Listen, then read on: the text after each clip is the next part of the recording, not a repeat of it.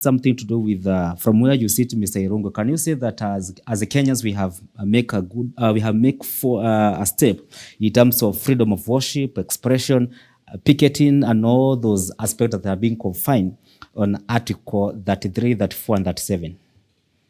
Yeah.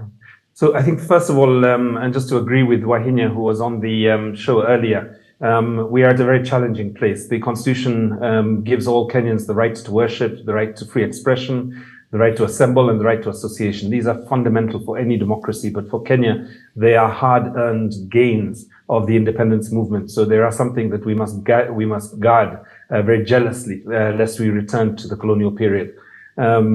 We have seen a number of challenges, I think, to the right to religion and the right to worship. I think one of our biggest concerns over the last few months has really been the experience of Shakahola.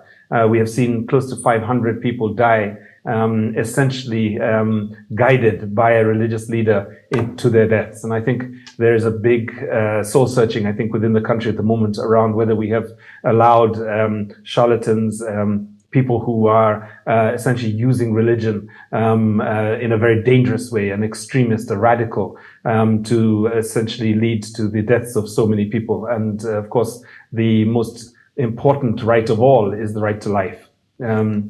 I think in terms of the right to assembly, we have been very shocked by the very violent policing of Article 37. Article 37 demands that all people who wish to demonstrate, to picket, to prepare and present petitions to the government on any issue, not even an issue as important as taxation and the cost of living, that they should be facilitated to do that. And the procedure for doing it is very simple.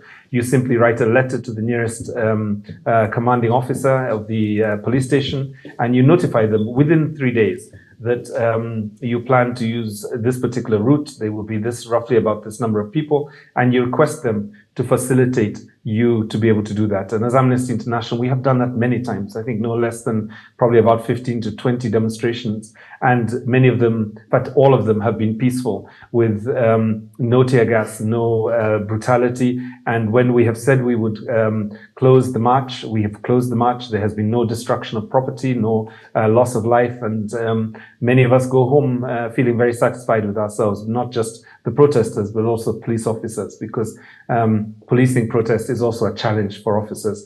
So I think these are the two big rights that we've seen tested. Of course, the third one that you mentioned, the right to free expression, is fundamental. The right to dissent, the right to disagree with your government of the day, to offer different proposals for their policies. These are also important rights.